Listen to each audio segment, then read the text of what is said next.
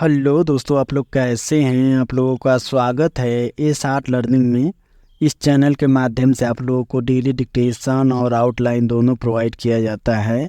और इस चैनल पर दो डिक्टेशन बोला जाता है, एक दैनिक जागरण का और एक हिंदुस्तान का। दैनिक जागरण का स्पीड रहता है 40 और 80, और हिंदुस्तान का रहता है 70, 80 और 90। यदि इसका पीडीएफ चाहिए तो हमारे टेलीग्राम चैनल से जुड़ सकते हैं आप लोग, वहाँ से पीडीएफ ले सकते हैं। तो स्टार्ट करते हैं दैनिक जागरण का। 40 वर्ड प्रति मिनट स्टार्ट होगा 5 सेकंड बाद।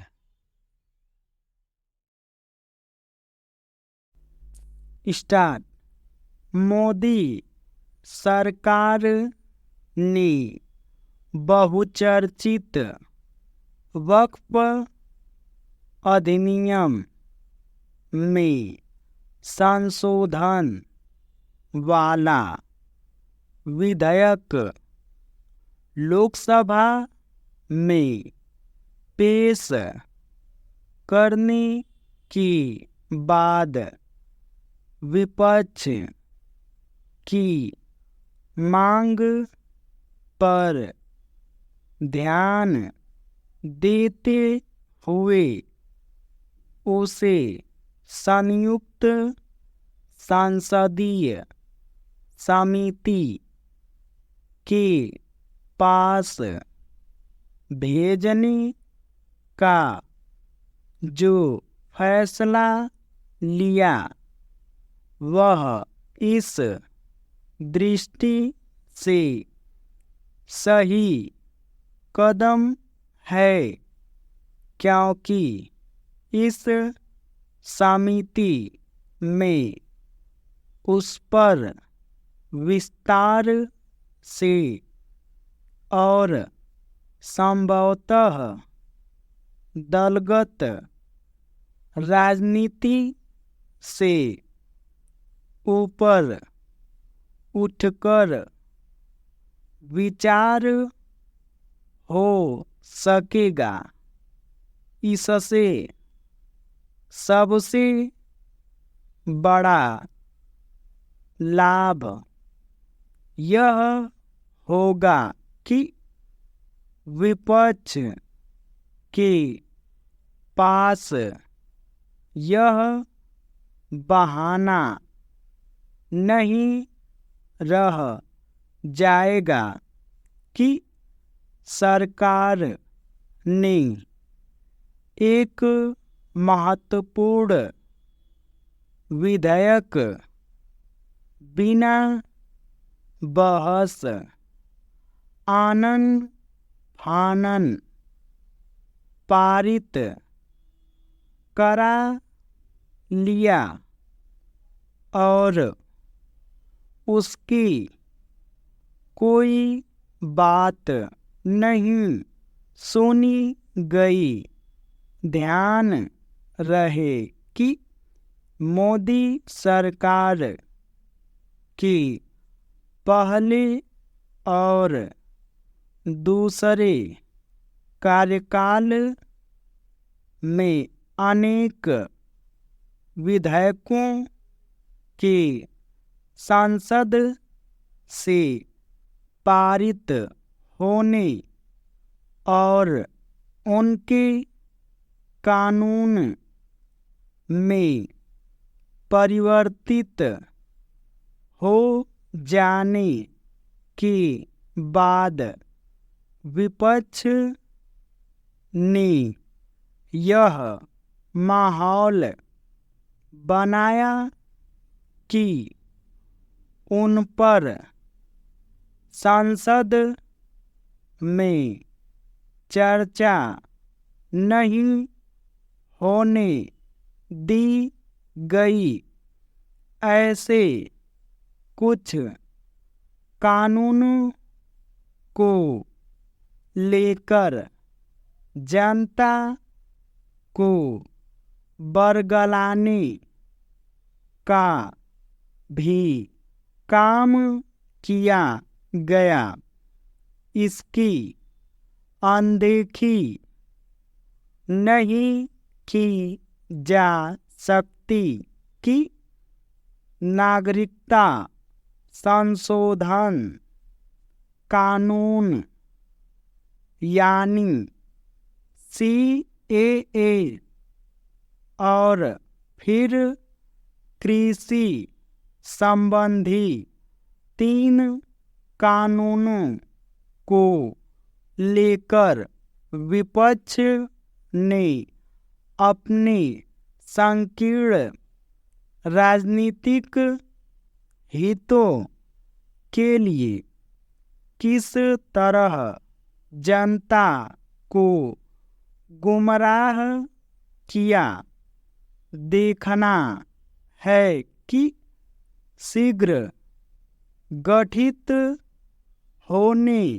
वाली संयुक्त संसदीय समिति वक्फ संशोधन अधिनियम पर किस तरह विचार करती है और वह कोई आम सहमति कायम कर पाती है या नहीं।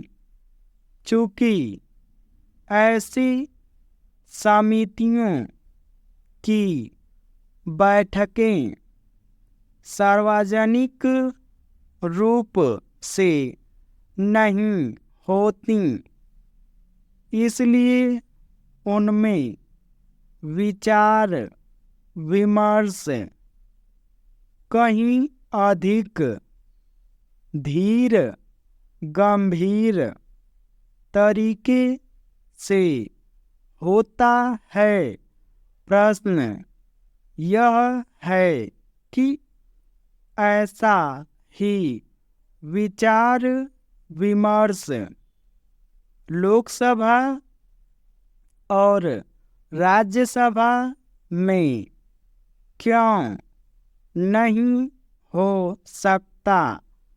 क्या इसलिए क्योंकि दोनों सदनों की कार्यवाही का टीवी पर सीधा प्रसारण होता है और आम तौर पर सांसद किसी विषय पर कोई सार्थक सुझाव देने के बजाय अपने क्षेत्र की जनता और सार्थकों को कोई राजनीतिक संदेश देना ज़्यादा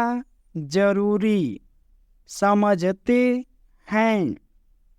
माना यह गया था कि संसद की कार्यवाही का सीधा प्रसारण संसदीय कार्यवाही की गुणवत्ता बढ़ाने में सहायक सिद्ध होगा, लेकिन अभी तक का अनुभव यही अधिक बताता है कि जब से विधानमंडलों की कार्यवाही का सीधा प्रसारण होने लगा है, तब से विधायी सदनों में सार्थक चर्चा के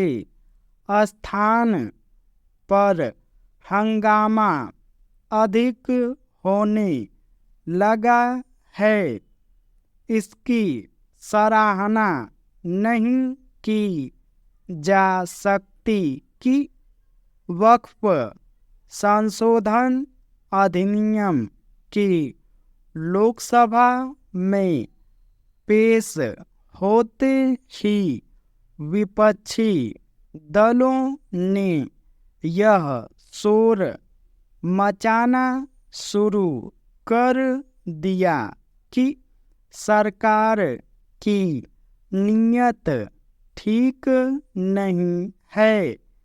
उसकी ओर से यह घिसा पीटा तर्क भी दिया गया कि सरकार मुस्लिम समाज के हितों की अनदेखी कर रही है। ऐसे तर्क इसलिए हास्यास्पद हैं क्योंकि सच यह है कि वक्फ बोर्ड अरबों रुपए की संपत्तियों के स्वामी होने के बावजूद मुस्लिम समाज की भलाई के लिए कुछ ठोस नहीं कर पा रहे हैं। इसके बाद भी विपक्ष सुधार की एक सही पहल पर मुस्लिम समाज के मन में भय का भूत खड़ा करना चाहता है। यह वोट बैंक की सस्ती राजनीति के अलावा और कुछ नहीं। ये डिक्टेशन 40 वर्ड प्रति मिनट समाप्त हुआ। अब स्टार्ट होगा 80 वर्ड प्रति मिनट 5 सेकेंड बाद।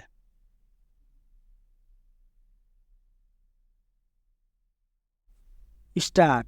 मोदी सरकार ने बहुचर्चित वक्फ अधिनियम में संशोधन वाला विधेयक लोकसभा में पेश करने के बाद विपक्ष की मांग पर ध्यान देते हुए उसे संयुक्त संसदीय समिति के पास भेजने का जो फैसला लिया वह इस दृष्टि से सही कदम है क्योंकि इस समिति में उस पर विस्तार से और संभवतः दलगत राजनीति से ऊपर उठकर विचार हो सकेगा। इससे सबसे बड़ा लाभ यह होगा कि विपक्ष के पास यह बहाना नहीं रह जाएगा कि सरकार ने एक महत्वपूर्ण विधेयक बिना बहस आनन फानन पारित करा लिया और उसकी कोई बात नहीं सुनी गई।